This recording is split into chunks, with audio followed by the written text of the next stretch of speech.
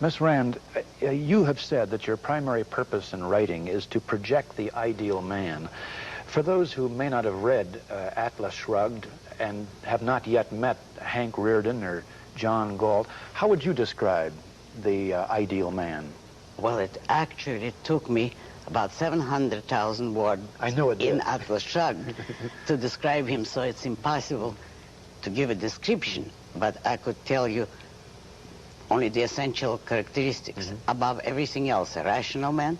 A rational man. Rational man. A man guided exclusively by reason, an independent man, and a man of great self-esteem. I would name these three as distinguishing characteristics, the essential ones of what I regard as an ideal man. So a rational man then would depend upon nothing except his own reason for determining his actions. Exactly. No belief in, or no belief in anything he couldn't see or touch.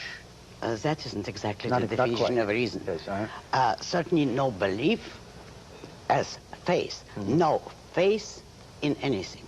But reason is the faculty which identifies and integrates the material provided by your senses. So you don't smell or touch with your reason. Yes, of course. That's the material which your reason integrates into concepts. And certainly an ideal man would never permit himself to act on the guidance of emotions or to act without knowing exactly what he's doing. If he's guided by reason, this will be the first two consequences. He will always know what he is doing and why, and he will not act blindly, and he would not act because he felt like it.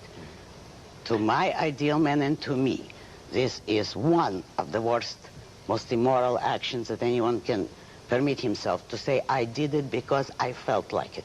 It's quite all right to feel, but feelings are not tools of cognition. They are not guides to reality, and you keep your feelings to yourself. Feelings are the consequences of thought and action, not the primaries, well, not the guides. If I didn't do it because I felt like it, why did I do it? I did it because... Because you felt... Now you see how bad language is. Right. Because you concluded consciously that this is the right thing to do. Right for whichever goal you're undertaking. You decide what you want rationally, and you choose rationally what steps you will take to pursue that goal. So that if you take a given action, you do it because you think it is right. Does man should he have any concern for other men? You say individual, you say... Concern is a very loose term. What would you mean by it?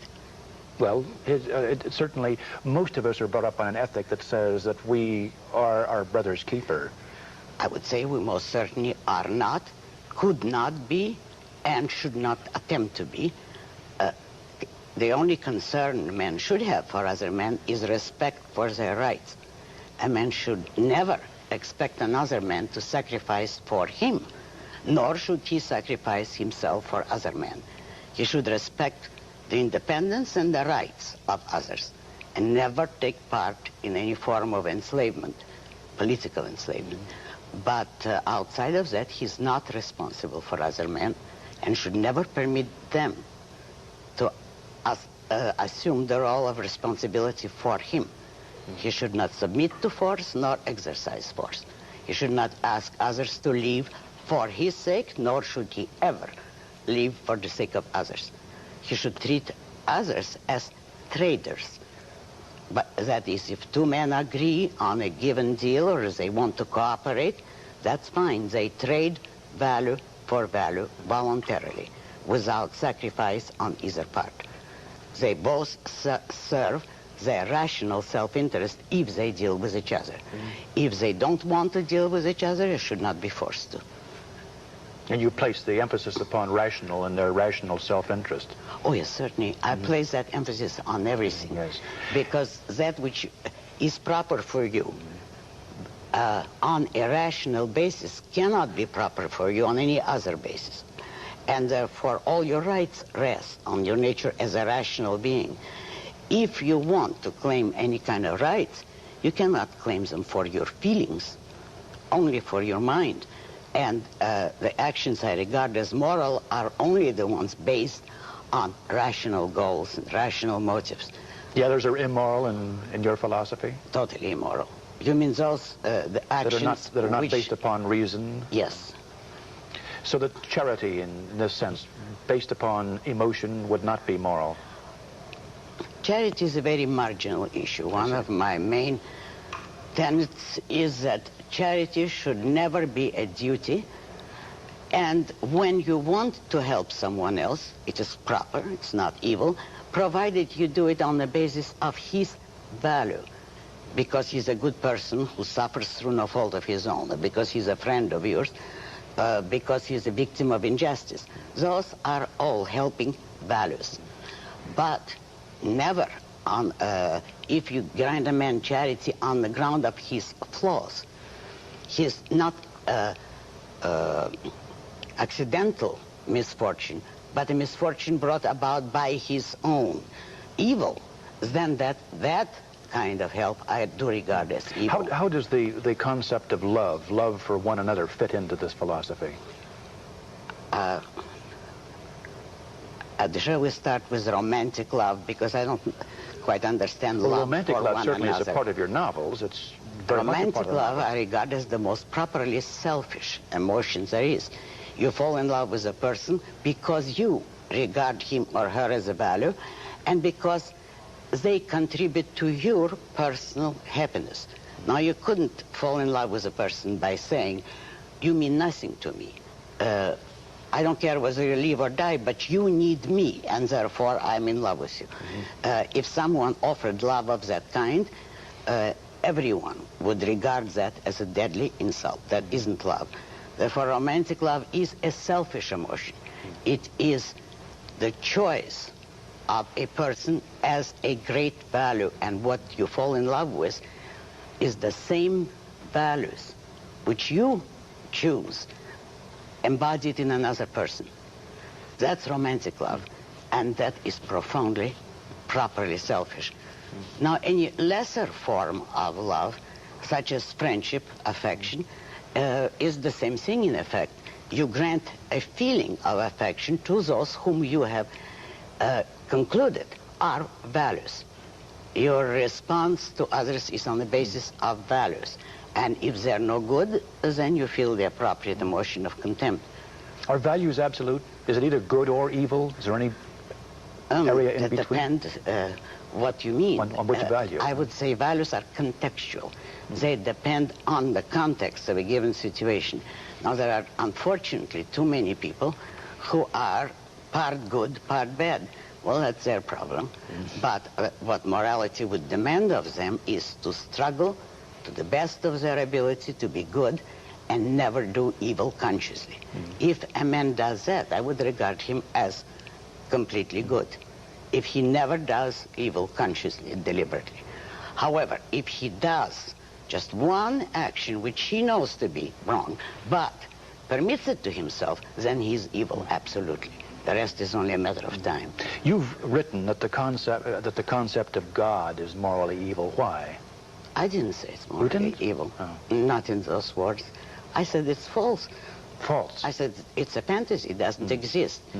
I would say religion can be very dangerous psycho-epistemologically in regard to the working of a man's mind. Faith is dangerous because a man who permits himself to exempt some aspect of reality from reason and to believe in a God, even though he knows he has no reason to believe in a God, there is no evidence of a God's existence, that is the danger. Psychologically, that man is not going to be rational or will have a terrible conflict. Religion. It's wrong in that way. However, let me say, I certainly recognize anyone's right to have any religion they want to. Their legal right. Morally or philosophically, that's a different issue. For many people, religion is a way of explaining the mysteries of life, the unknown things. Do you recognize no mysteries? I don't believe that lack of knowledge is a license to start inventing fantasies.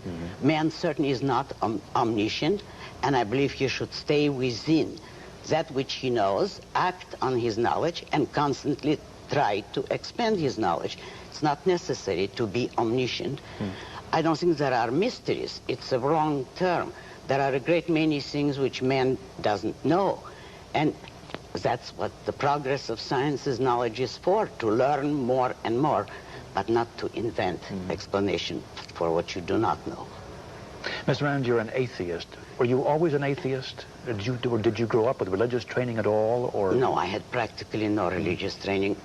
My parents were formally had a religion, but fortunately didn't impose it on me in any serious way. And I was about 13 when I decided I'm an atheist, and that was it.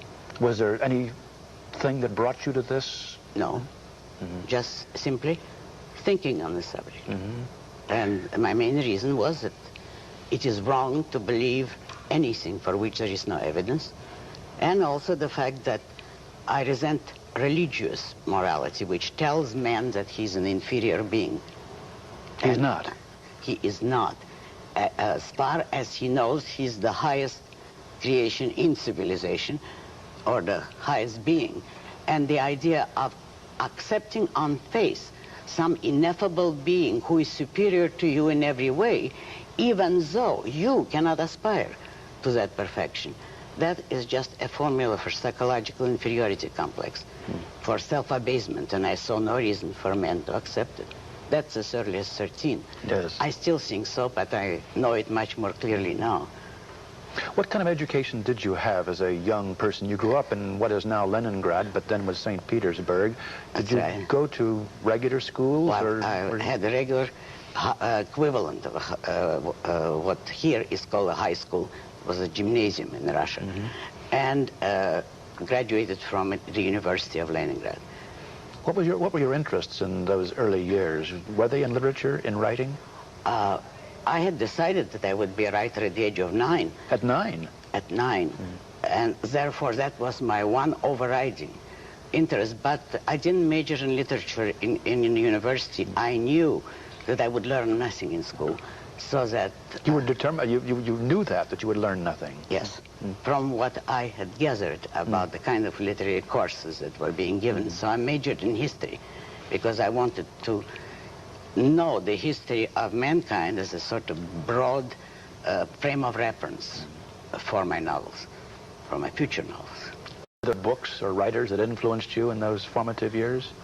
Only one. One philosopher and one writer. As far as writers go, Victor Hugo, whom I discovered at 13, and that was the greatest literary experience I ever had. Incomparable and incommunicable. I admired him enormously. The sense of lives that he communicated, the glamour, the grandeur of men, was so high above anything I had encountered in any other books, and certainly in another universe as compared to the reality of Soviet Russia, that I, to this day, owe an enormous debt of gratitude to Victor Hugo. And it's from him, in effect, that I learned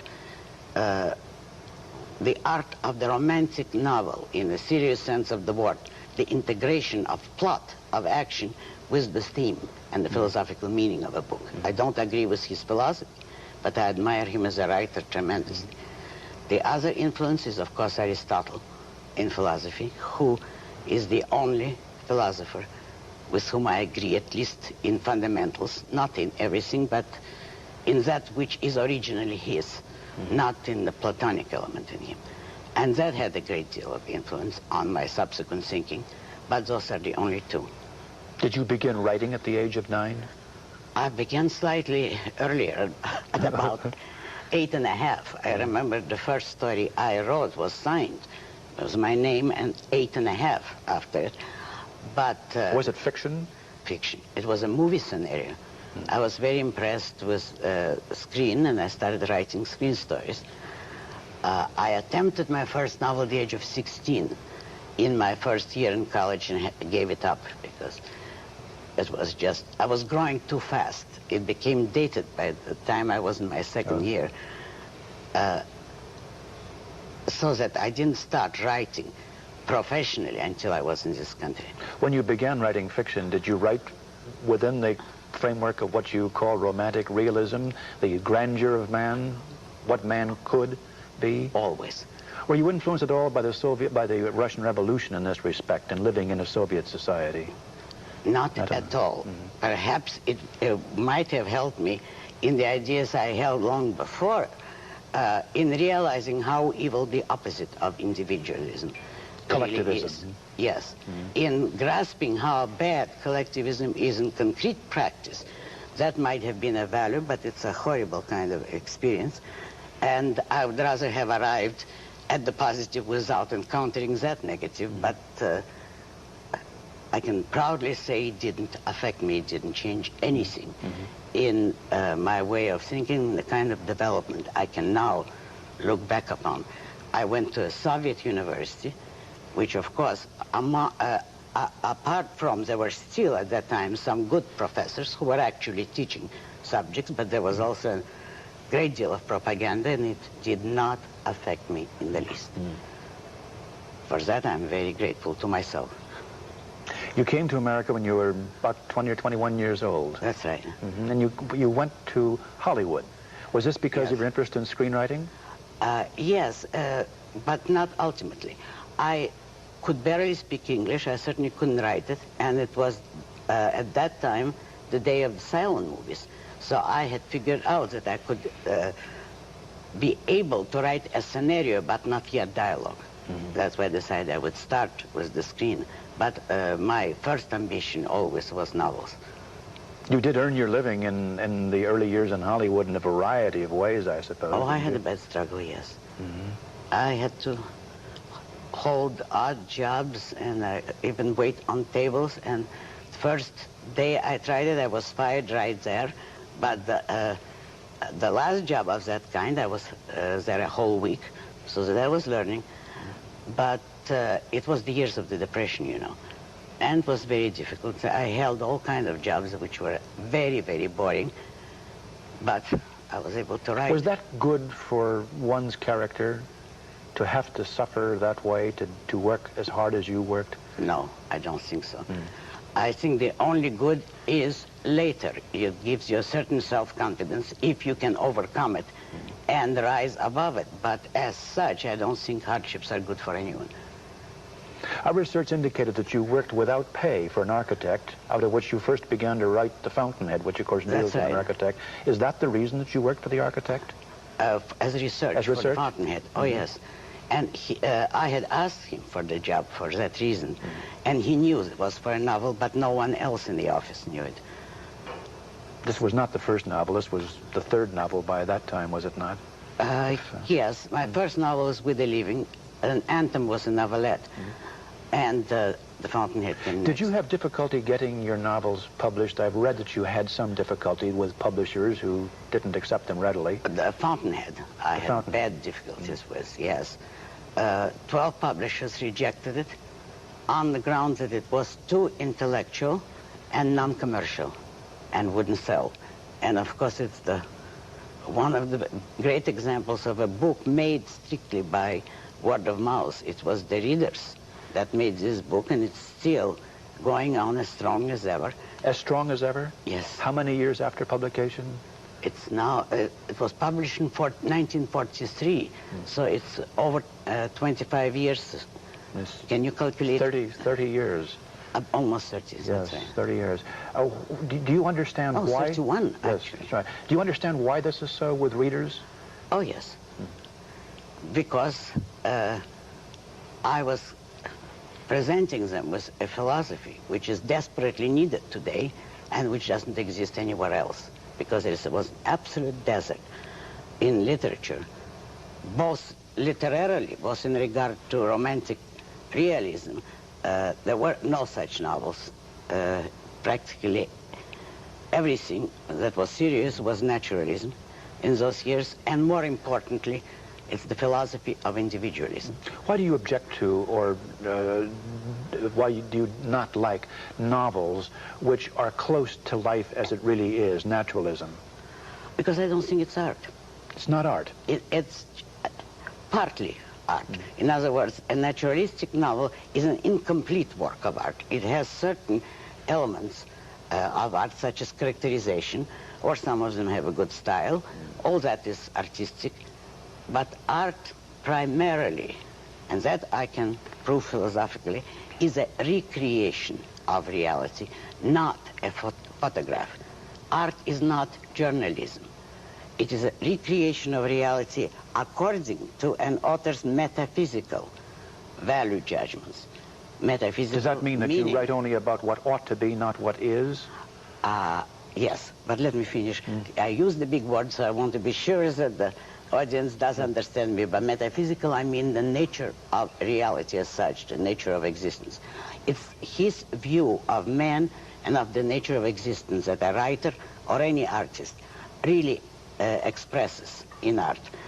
And romantic art presents to man what he might be and ought to be. That is, it presents an ideal and tells man this is the essential nature of man, and you as a human being can become that if you wish. So that art in that sense, romantic art, is model building. Not, however, and I emphasize that, not for the purpose of improving or teaching your something to your readers. Not teaching. Oh, not teaching. Art should never be didactic. That's a secondary issue. That's pure gravy. The primary purpose of art is contemplation for its own sake. So that the purpose here is for the reader to see what greatness man is capable of and to be inspired by that. So as I read Atlas Shrugged, then, and any one of the heroic characters, Hank Rearden or John Galt or Francisco, these give me a model of the kind of person I might be? If you wish, but that isn't my purpose in writing. I see. My purpose is for you to look at those people and to enjoy the spectacle. As a secondary consequence, you might find yourself inspired. Yes. That's fine. But I want to give you that experience. And that's what I want to give myself. I write for the purpose of creating an ideal man in actions which you can respect and admire, and which you don't find too often in life. And you've said, yes, and that ideal man would be productive, and that to be productive is most favorable environment is a laissez-faire capitalism without restraint upon him. Of course. So that you would oppose antitrust laws, income tax, all the restraints that are normally imposed? Oh, yes, certainly. Not normally. They're imposed abnormally. Abnormally, I see. But, yes, I would oppose all that. I believe in complete, laissez-faire, full, unregulated capitalism. Not mixed economy. What you have today is certainly not capitalism. But you have to leave man free to function. From what you say about art, I would judge you do not regard photography as art, since it records precisely what is there. How do you feel about abstract art? Do you mean non-objective? Non-objective. I think it's less art than photography. I think it is an enormous fraud. Fraud? Yes. I don't think there's... it's impossible to discuss it seriously.